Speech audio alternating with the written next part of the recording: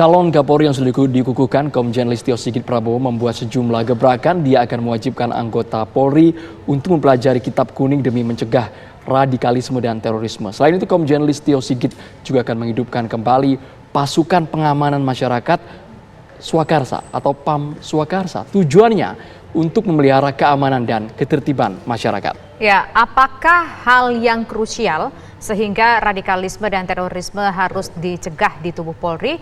Selain itu, siapa saja yang nanti akan didaulat untuk bergabung dalam PAM Swakarsa ini, pemirsa? Untuk membahasnya telah bergabung bersama kami ada mantan Wakapolri Komjen Pol Purnawirawan Ogroseno, kemudian ada Sekjen PBNU yang juga anggota DPR RI dari fraksi PKB, Bapak Helmi Faisal, dan juga ada anggota DPR RI dari fraksi PKS, Bang Nasir Jamil. Selamat sore, Assalamualaikum Bapak-Bapak semua. Selamat sore. Waalaikumsalam warahmatullahi wabarakatuh, Tisha dan Andro. Baik, pertama saya ingin ke Pak Ogroseno. Pak, ini kan ada sebuah rencana ataupun sebuah program nanti ketika nanti sudah menjadi Kapolri, Pak Listio Sigit akan mengatakan akan mewajibkan polisi untuk mengaji atau membaca Kitab Kuning. Bagaimana sudut pandang Anda, tanggapan Anda? Apakah ini sesuatu yang sangat baik sekali atau bagaimana? Ya, sebagai bagian dari meningkatkan pengetahuan setiap anggota polisi, bagi saya tidak ada masalah apa yang disampaikan oleh Pak Kapolri, karena yang terjadi di masyarakat sekarang, polisi ya paling ujung kan ada Babin Kamtipmas itu harus bisa dialog dengan masyarakat, kemudian dia bisa memberikan penjelasan sesuatu yang kira-kira masyarakat masih ingin bertanya yang tidak jelas gitu loh. Karena kalau hanya memberikan arahan satu pihak, tidak dialog, nah itu kadang-kadang terjadi distorsi komunikasi. Makanya apa yang disampaikan Kapolri tadi intinya adalah meningkatkan pengetahuan sehingga polisi yang di lapangan bisa bergaul dengan masyarakat, bisa dialog dengan masyarakat terhadap masalah apapun yang terjadi di masyarakat. Jadi kalau posisinya Bang Nasir Jamil kemarin kami lihat juga ketika fit and proper test, PKS juga mempertanyakan. Anda terkejut tidak dengan usulan harus diwajibkan belajar Kitab Kuning anggota Polri nantinya? Ya, terkejut Ya, kami karena beliau menyampaikan secara terbuka dalam fit and proper test.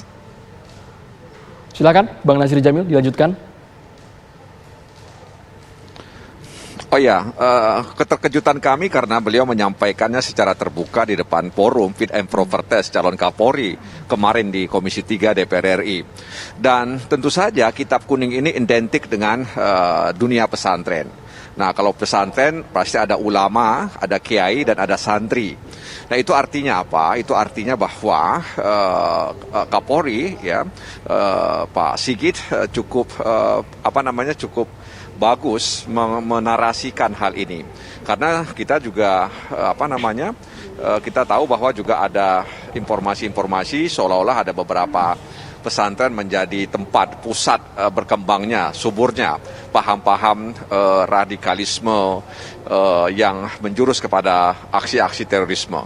Paling tidak yang kami tangkap bahwa Komjen Sigit ingin memberikan edukasi ya kepada aparatnya bahwa kalau Anda ingin tahu dunia pesantren, ya dunia santri, dunia kiai, ya, maka Anda harus belajar Kitab Kuning sehingga kemudian Anda paham bagaimana kemudian terorisme, ekstremisme dan sebagainya. Apalagi Presiden sudah mengatakan bahwa terorisme itu bukan bahagian dari ajaran agama dan terorisme itu tidak mewakili agama manapun, apalagi agama Islam. Oke, baik, sekarang saya ingin ke Mas Helmi. Mas Helmi, tidak semua masyarakat mungkin tahu apa sebetulnya Kitab Kuning itu. Isi Kitab Kuning itu apa? Kemudian korelasinya nanti ketika ini harus dipelajari dengan polisi seperti apa? Untuk apa begitu ya? Korelasinya juga untuk memberantas terorisme dan ekstremisme itu seperti apa? Silakan Mas Helmi.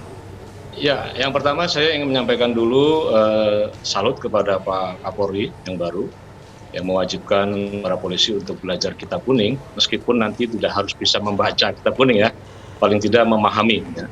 Karena Kitab Kuning itu adalah khasanah Islam Nusantara yang kita semua tahu bahwa kalau kita mau belajar agama itu harus punya guru ya, dan dalam konteks itu ada cabang-cabang ilmu agama sebetulnya.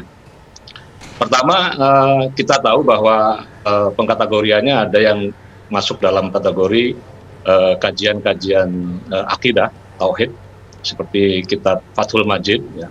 Kemudian juga ada kitab-kitab yang cabang dari fikih, ya, yaitu misalnya Fathul Qorib, Fathul Mu'in, atau yang masyhur yaitu Kifatul Akhyar misalnya, kitab Safinah juga, ya. Ini terkait dengan peribadatan, bagaimana cara sholat, ya, kemudian cara wudhu, ya, bab tentang najis itu apa saja, ya.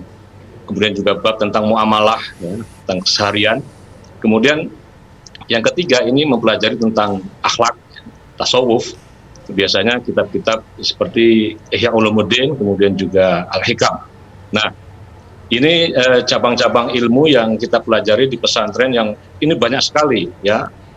Tentang hormat orang tua, hormat kepada guru, ini juga ada. Tentang hubungan suami istri juga ada.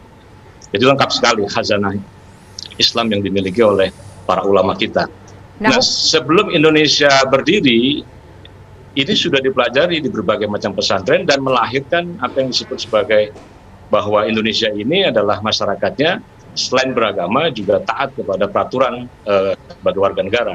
Maka kita menjalankan keislaman dan keindonesiaan ini dalam satu tarikan nafas.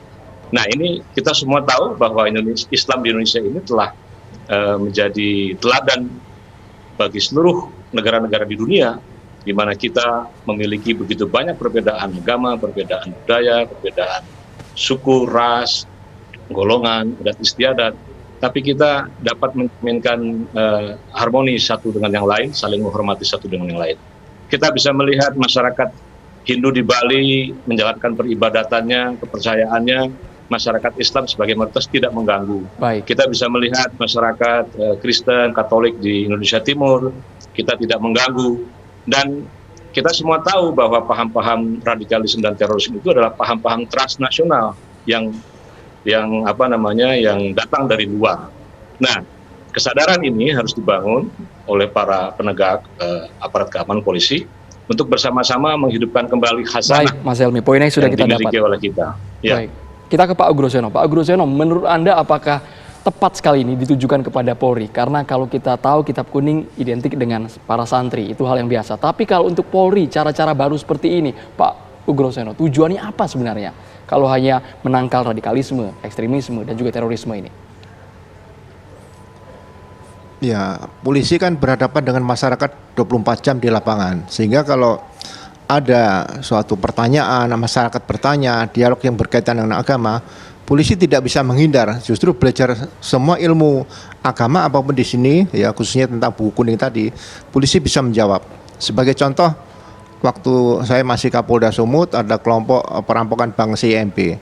Mereka belajar agama di mana saya tidak tahu, saya ajak ulama juga untuk dialog dengan mereka. Bahwa prinsip mereka kalau berbeda sama prinsip mereka itu adalah togut, kafir, dan boleh dibunuh. Saya bilang loh, penjahat kan pasti lawannya polisi, masa polisi boleh dibunuh seperti itu. Nah, kita harus bisa dialog dengan mereka, merubah bahwa agama tidak mengajarkan seperti itu. Jadi saya rasa sebagai ilmu, bagian daripada ilmu pengetahuan yang berkaitan dengan kepolisian, ini sangat baik untuk bisa diterapkan kepada seluruh kepolisian, anggota kepolisian di Indonesia. Dan tidak hanya Islam saja ya, yang lain juga perlu disampaikan juga. Itu saja, terima kasih. Oke, baik Pak Ugroseno, dan nanti kita ini ada satu poin juga yang cukup menarik, Andro. Bukan hanya soal wajib belajar atau membaca kitab kuning, tapi juga soal untuk menghidupkan kembali PAM Swakarsa. Seperti apa urgensinya penting untuk menghidupkan kembali PAM Swakarsa ini? Nanti akan kita bahas ya Bapak-Bapak, usai jeda berikut kami kembali sesaat lagi.